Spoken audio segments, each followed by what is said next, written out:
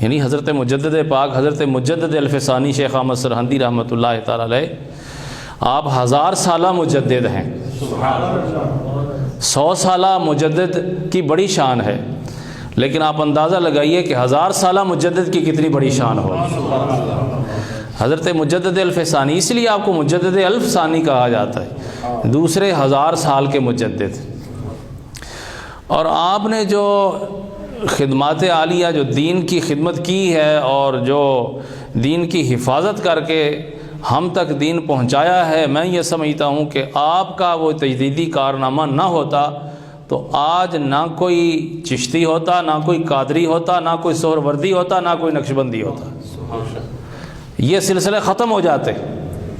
جیسا اس دور میں جو دین پہ حملہ ہوا تھا اور اس کی حفاظت جو آپ نے اپنے عمل کے ساتھ کی، اپنی کوشش کے ساتھ، جو اللہ رب العزت نے آپ کو صلاحیتیں عطا فرمائیں اور آپ کو توفیق بخشی، اور جس محنت کے ساتھ اور جس جو ہے وہ جہد کے ساتھ حضرت مجدد الفسانی شیخ احمد سرہندی رحمۃ اللہ تعالی علیہ نے دین کی حفاظت کی ہے، اگر اس دور میں یہ نہ ہوتا تو آج ہماری یہ صورتحال نہ ہوتی۔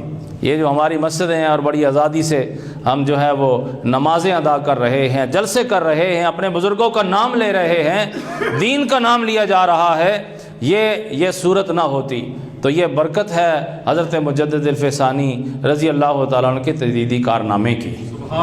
کہیں نا سبحان اللہ۔ بہت باتیں تو ہو نہیں سکتی، صرف ایک ہی بات کہتا ہوں، یہ وہ دور تھا جب علماء سو نے، علماء سو وہ ہیں جن کا تعلق جو ہے بظاہر شریعت سے تھا، لیکن وہ شریعت کو چھپاتے تھے، جہاں پہ ان کے اپنے دنیاوی مقاصد آتے تھے وہاں پہ شریعت کی بات کو تبدیل کر لیتے تھے۔ علماء سو وہ ہوتے ہیں جو اپنے مقاصد کے لیے، اپنی ذات کے لیے، اپنے دنیاوی مقاصد کے لیے دین کو بیچتے ہیں، جو دین کو تبدیل کرتے ہیں، جب مشکل وقت آتا ہے تو دین سے پھر جاتے ہیں۔ علماء سو، ایک طرف علماء سو کی یلغار تھی اور دوسری طرف جاہل صوفیاء کی یلغار تھی۔ جیسا کہ آج کل بھی بہت جہال صوفیاء کہ جن کو شریعت کا معلوم نہیں لیکن صوفی ہیں، شریعت کا معلوم نہیں لیکن پیر ہیں، شریعت کا معلوم نہیں لیکن مرشد ہیں، لوگوں کو مرید کیے جا رہے ہیں، یعنی بندے چھوڑے ہوئے ہیں لوگوں کو، جاؤ ہماری کرامتیں بتاؤ، لوگوں کو پکڑ کے لاؤ، اور مرید کیے جا رہے ہیں۔ پھر صرف مرید کرنے کی حد تک نہیں ہے۔ اچھا، جو پیر یہ چاہتا ہے کہ بندے میرے مرید ہو جائیں تو وہ تو خود مرید ہے۔ جی، مرید کا کیا مطلب ہوتا ہے؟ ارادہ کرنے والا، تو یہاں تو پیر خود ارادہ کر رہا ہے، اور جہاں پیر خود ارادہ کر رہا ہو مریدوں کا، مرید اکٹھے کرنے کا، تو وہ پیر تو نہ ہوا، وہ مرشد نہ ہوا، وہ تو خود مرید ہوا، وہ اپنے مرید کا پھر مرید ہوا۔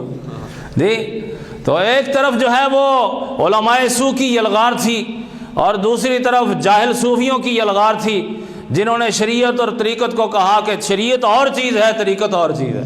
جیسے آج بھی بہت سارے لوگ ایسے پیر ہم نے دیکھے ہیں، خود دیکھے ہیں، ان سے گفتگو بھی ہماری ہوئی ہے، تو بہت سارے ایسے لوگ ہیں کہتے ہیں جی ہم تو پہنچے ہوئے ہیں، ہم تو پہنچے ہوئے ہیں، ہمیں نماز پڑھنے کی کیا ضرورت ہے، ہمیں روزہ رکھنے کی کیا ضرورت ہے۔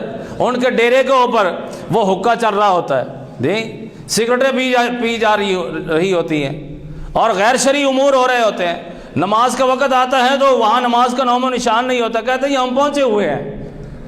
حضرت جنید بغدادی رضی اللہ تعالیٰ عنہ آپ فرماتے ہیں، جو بندہ آپ سے یہ کہے کہ میں پہنچا ہوا ہوں، سمجھ لو کہ وہ پہنچا ہوا ہے لیکن جہنم میں پہنچا ہوا ہے۔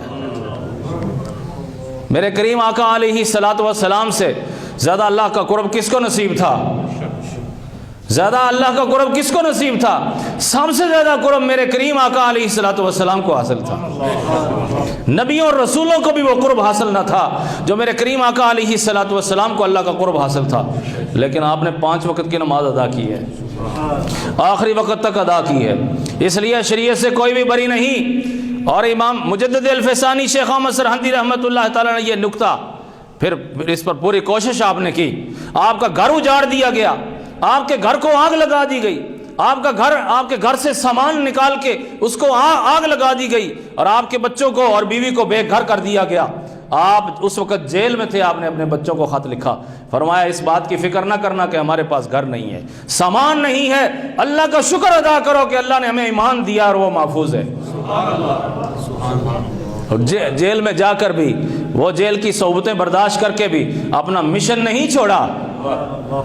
جو کام کرنے والے ہوتے ہیں وہ ہر جو ہے وہ سچویشن کے اندر اور ہر حالت میں اپنا کام جاری و ساری رکھتے ہیں. وہ یہ نہیں کہتے کہ حالات ٹھیک ہوں گے تو کام کریں گے, جگہ ہوئے گی تو دین دا کام کریں گے نا, لوگ پیسے دیں گے تو مدرسہ بنائیں گے نا. وہ یہ نہیں دیکھتے کہ وسائل ہیں یا نہیں ہیں, وہ یہ نہیں دیکھتے کہ حالات ٹھیک ہیں یا نہیں, وہ ہر حال میں دین کا کام جاری رکھتے ہیں. وہ ہر حال میں دین کا کام جاری رکھتے ہیں. ہمارے سامنے ایسی کئی مثالیں ہیں.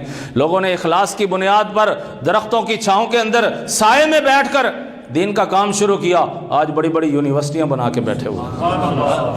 یہ اخلاص کی بنیاد ہے. یہ اخلاص کی بنیاد پر جو کام شروع کیا جاتا ہے اس کے اندر برکت ہوتی ہے. حضرت مجدد الفسانی رضی اللہ تعالیٰ نے یہ بات سمجھائی ہے. آپ نے فرمایا شریعت اور طریقت یہ الگ الگ دو چیزیں نہیں ہیں. یہ شریعت اور طریقت دو الگ الگ چیزیں نہیں ہیں. کوئی صوفی اور پیر یہ مت سمجھے کہ یہ نماز پڑھنا اور دین کا کام کرنا, یہ مدرسوں میں جا کے جو ہے وہ یہ صرف پڑھانا, نحو پڑھانا, یہ اصول الفقہ پڑھانا, اصول الحدیث پڑھانا, یہ حدیث پڑھانا, یہ مولویوں کا کام ہے, پیروں کا کام نہیں ہے. یہ نظریہ بالکل غلط ہے. علماء ہی اصل میں پیر ہیں. کون ہے؟ سبحان اللہ.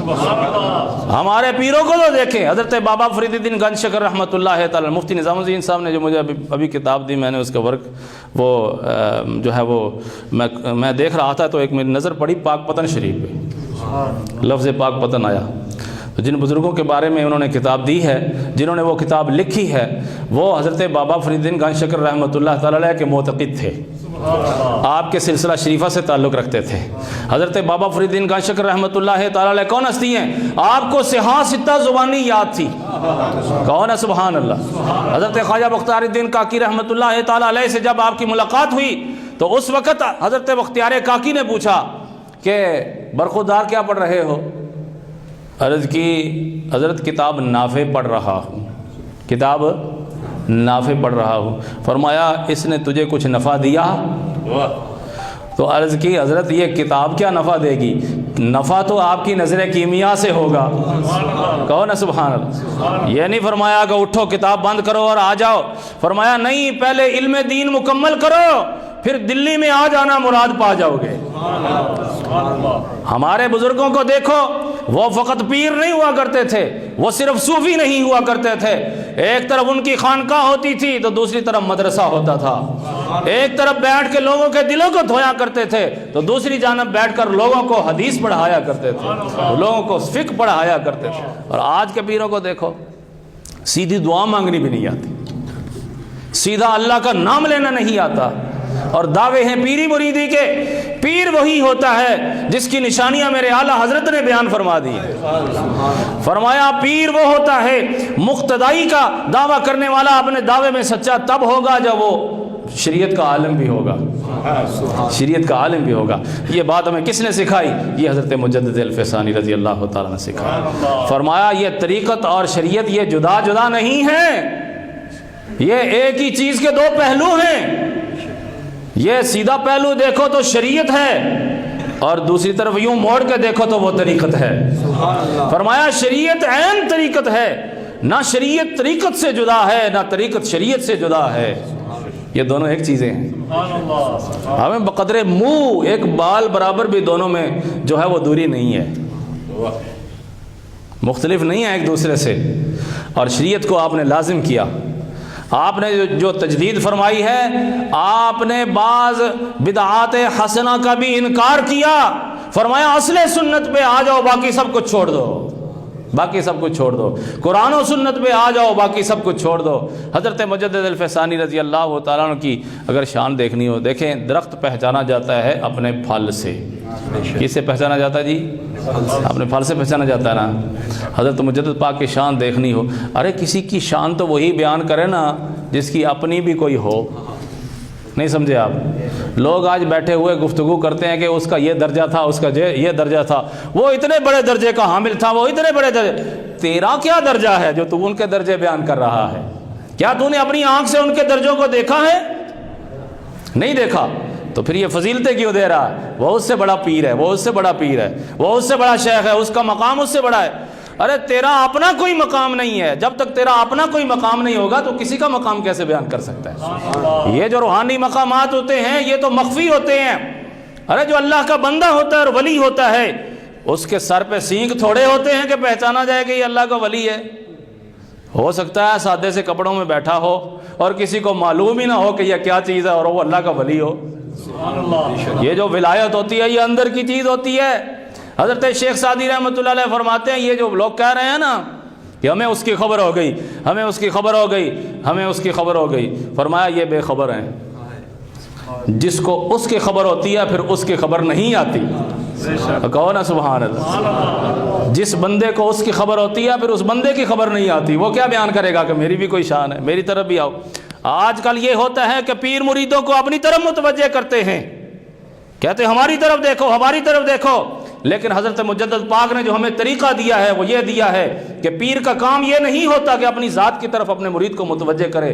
پیر کا کام یہ ہوتا ہے کہ وہ مرید کو پکڑ کے اللہ کی طرف متوجہ کرے، شریعت کی طرف متوجہ کرے. ایک بات آخری عرض کرتا ہوں، اس سے آپ کو معلوم ہو جائے گا کہ حضرت مجدد پاک نے جو دین کی خدمت کی ہے کتنی بڑی خدمت کی. جن کے مریدوں میں حضرت مرزا مظہر جانے جانا رحمۃ اللہ علیہ جیسی ہستی ہو، 1000 میل دور بیٹھ کے اپنے مرید کے دل کی صفائی کرنے والے حضرت مرزا مظہر جانے جانا رحمۃ اللہ علیہ، اور ان کے مرید حضرت قاضی ثناء اللہ پانی پتی مفسر قرآن رحمۃ اللہ تعالی. یہ حضرت قاضی ثناء اللہ پانی پتی رحمۃ اللہ علیہ کون ہیں؟ ان کا ہو گیا باطن میں مناظرہ. کن کے ساتھ؟ بو علی قلندر کے ساتھ. سنے نا ابو علی قلندر نا؟ ایک قلندر نے بھی بڑی شان ہونی ہے جی. لیکن آج کل تو ایویں لوگ کلندر بنے پھرنے نا، جس پورا سال جڑا بندہ نہاتا نہیں وہ آخنا میں کلندر ہاں. اے درباراں پر بیٹھے ہونے کلندر، وہ آنے ایسا کلندر ہاں تو پورا سال نہیں نہانے. لیکن جو اللہ کے خاص بندے ہوتے ہیں جو کلندر حقیقت میں ہوتے ہیں ان کا مقام عرش کے نیچے ہوتا ہے. کہو نا سبحان اللہ. ان میں ایک حضرت ابو علی قلندر ہیں. حضرت ابو علی قلندر کی بڑی شان ہے. یہ وہی ابو علی قلندر ہے نا جب سرہند شریف کا قلعہ بنایا جا رہا تھا، آباد کاری کی جا رہی تھی، تو دن کے وقت جو تعمیر کرتے تھے تو رات کو وہ تعمیر گر جاتی تھی، دیواریں گر جاتی تھی. لوگوں کو سمجھ نہیں آ رہی تھی کہ یہ دیواریں کس لیے گر جاتی ہیں. بالآخر ان کو معلوم ہوا، انہوں نے جب اپنے بڑے بزرگوں سے رابطہ کیا، انہوں نے مراقبہ کیا تو معلوم کیا کہ تمہاری ٹیم کے اندر ایک بندہ ہے جس کا نام ہے ابو علی اور وہ قلندر ہے. جب دن کو تم اس سے کام کرواتے ہو نا تو وہ خوش نہیں ہوتے کام کرنے پر، تو رات کو اپنے حجرے میں بیٹھ کر یوں کرتے ہیں تو دیواریں گرا دیتے ہیں. یہ وہی حضرت ابو علی قلندر ہے. ابو علی قلندر ان کا مقام عرش کے نیچے ہے، آپ کا مقام عرش کے نیچے ہے. ابو علی جو قلندر تھے نا ان کا مناظرہ ہو گیا حضرت قاضی ثناء اللہ پانی پتی رحمۃ اللہ علیہ سے. مناظرہ ہو گیا، باطن میں مناظرہ ہو گیا. تو آپ نے فرمایا قلندر صاحب تسانیاں جڑیاں مچھاں نے نا اے شریعت نے خلاف نے. جویں اج کل بعد بندے اپنی مچھاں نہیں کٹنے، پانی نے وچ بھی پینیاں رہنیاں نے، دودھ پینا تو اس نے وچ بھی، کھانے نے وچ پینیاں نے. مکروہ ہے اے لب کٹنے چاہیے نے. اتنے جڑے اے نا اوپر رکھو بے شک، یا انہاں نے منہ ہی موڑ لو. یہ اگر بہت موٹیاں رکھنیاں ہیں تو انہاں نے منہ موڑو، لیکن ایسا نہ ہو کہ وہ آپ کے منہ میں آئیں. تو جو منہ کے اندر داخل ہوں ان کو کاٹنا ضروری ہے ورنہ مکروہ ہے. مسئلہ یاد رکھو، مچھاں بے شک وڈیاں رکھو لیکن اس چیز کا خیال رکھو کہ منہ نہ پین جی. تو ابو علی قلندر صاحب تو قلندر تھے. تو حضرت قاضی ثناء اللہ پانی پتی رحمۃ اللہ علیہ نے فرمایا قلندر صاحب تو سنیاں مچھاں جڑیاں شریعت نے خلاف نے، تو سنیاں مچھاں شریعت نے خلاف نے تو ایک کٹنیاں پیسن اساں کی شریعت نے خلاف منظور نہیں. وہ بھی قلندر سننا آخیا بھی یہ تو پھر قلندر نہیں مچھاں نے تو کس طرح کٹی سکنے ہو. تو انہاں ماری اڈاری زمین تے وہ جتھے انہاں دا مقام سی نا عرش نے تھلے اوتھے پہنچے. جدو اوتھے پہنچے نا سننے پہ ہو، جدو ابو علی قلندر اپنی روحانی پرواز نے ذریعے اتنے اپنے مقام پر پہنچے تو کہہ تکنے نے پہ کہ حضرت قاضی ثناء اللہ پانی پتی رحمۃ اللہ علیہ پہلے ہی اتنے بیٹھے ہیں تے ہاتھ میں کینچی آپ نے پکڑی ہے، کینچی انج انج کرن لگے انہوں نے آخیا ہوں اتوں نہ بچیا تو اتنے بھی یہی ساری گل سی، اتنے بھی ہو سکنا سی بھی بچی جان تو اتنے بھی آئے بیٹھے نے تو انہیں اپنا منہ اگے کری چھوڑیا، جی کٹی گنو، آپ نے دائیں طرف سے مونچھیں کاٹی ان کی، کن کی؟ حضرت ابو علی قلندر کی۔ آپ کا ایک بیٹا فوت ہو گیا، قاضی ثناء اللہ پانی پتی رحمۃ اللہ علیہ کا ایک صاحبزادہ فوت ہو گیا، دوسری طرف سے مونچھ کاٹی تو آپ کا دوسرا بیٹا بھی فوت ہو گیا۔ تو قلندر صاحب کو روحانی طور پہ معلوم تھا، تو قلندر صاحب نے کہا قاضی صاحب اپنے کارنی بھی خبر لئی جائے، قلندر نہیں مچھا تھا کٹی چھوڑیاں نے، اپنے کارنی بھی خبر لئی رہے، فرمایا کارنی خبر لئیے مکی پتہ ہے کہ ہمارے 2 بیٹے فوت ہوئی گئے، فرمایا بیٹے دینے منظور نے پر شریعت نے خلاف منظور نہیں، ایتھے تا آکھو نا سبحان اللہ، ایتھے تا سبحان اللہ بڑھنی ہے نا، فرمایا شریعت نے خلاف منظور نہیں، بیٹے دینے منظور نے، جان جانی ہے چلی جائے، بیٹے جانے نے چلے جان، جی سب کچھ جانا ہے چلا جائے لیکن شریعت نے خلاف منظور نہیں۔ حضرت قاضی ثناء اللہ پانی پتی یہ کون ہیں؟ یہ حضرت مجدد الفسانی رضی اللہ تعالیٰ کے فیض یافتہ ہیں، اور جن کے مریدوں کا یہ عالم ہو، بتاؤ اس شیخ کا کتنا بڑا مقام ہوگا۔ آپ حضرت مجدد الفسانی رضی اللہ تعالیٰ اپنے اقوال میں، اپنے افعال میں، اپنے احوال میں سنت کے تابع تھے، اقوال میں، افعال میں، احوال میں سنت کے تابع تھے، اور یہ اتباع کسی کسی کو نصیب ہوتی ہے، اس کو اتباع تامہ کہتے ہیں، اور یہ اللہ کے ولیوں میں سے بھی کسی کسی کو نصیب ہوتی ہے، یہ حضرت مجدد الفسانی رضی اللہ تعالیٰ جن کو یہ نصیب ہوا ہے۔ آپ کو صلہ کا درجہ حاصل ہے کہ آپ نے 2 دریاؤں کے درمیان جو ہے وہ دونوں کو ملا دیا، ایک طرف شریعت کا دریا ہے، ایک طرف طریقت کا دریا ہے، دونوں میں جو خلا پڑ چکا تھا آپ نے دونوں کو یوں پکڑ کے ملا دیا۔ صلہ کا درجہ حاصل ہے آپ کو اس امت کے اندر، یہ صرف اور صرف آپ کو حاصل ہے۔ اللہ کی بارگاہ میں دعا ہے اللہ تعالیٰ ان بزرگوں کی توجہات اور روحانیت ہم سب کو عطا فرمائے، ان کے پیچھے پیچھے چلنے کی توفیق عطا فرمائے، آمین بجاہ النبی الامین، وما علیہ الا البلاغ، وآخر دعوایا ان الحمد للہ رب العالمین۔